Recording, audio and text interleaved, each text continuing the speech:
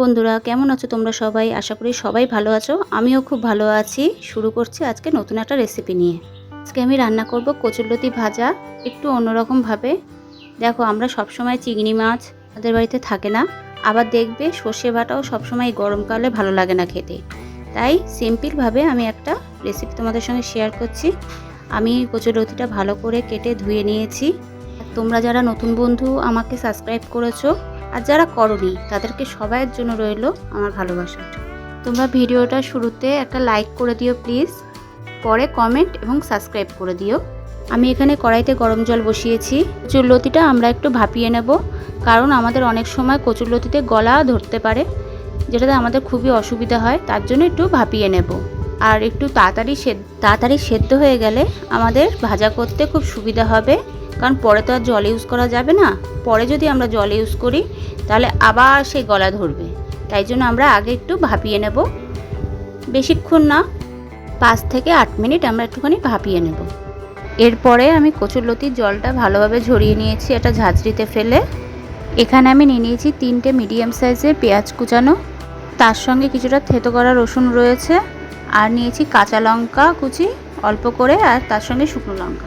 আমি এবার গরম কড়াইয়ে সর্ষের তেল দিয়েছি, তার সঙ্গে শুকনো লঙ্কা ফোড়ন দিয়েছি।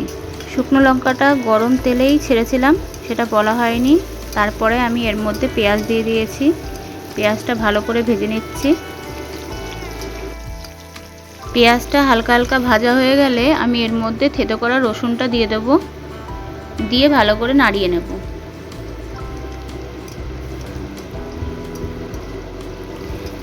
ভালো করে নাড়াতে হবে যাতে ধরা না লেগে যায়। এবার আমি এর মধ্যে কাঁচা লঙ্কা কুচিটা দিয়ে দেব, দিয়ে আবার ভালো করে নাড়িয়ে নেব।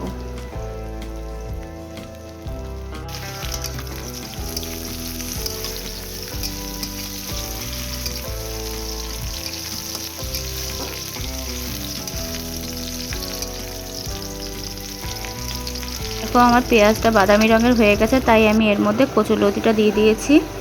কচুরলতি দিয়ে ভালো করে নাড়িয়ে নিচ্ছি। আর এর মধ্যে দিয়ে দেবো স্বাদ মতো নুন,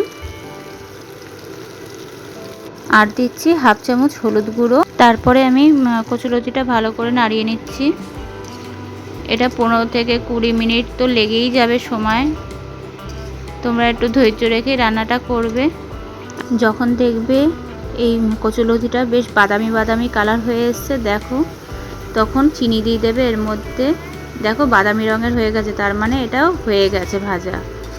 এই কালারটা চলে আসা মানেই ভাজা হয়ে গেছে, এটাই মাথায় রাখতে হবে। দেখো কত সুন্দর লাগছে, খেতেও খুবই সুন্দর লাগবে। তোমরা চিনি দিতেও পারো, নাও দিতে পারো, সেটা তোমাদের স্বাদ মতন তোমরা ঠিক করে নেবে।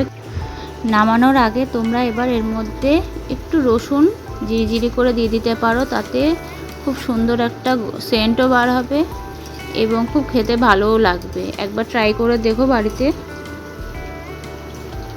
আমার কিন্তু কচুরলতি রান্না করা কমপ্লিট।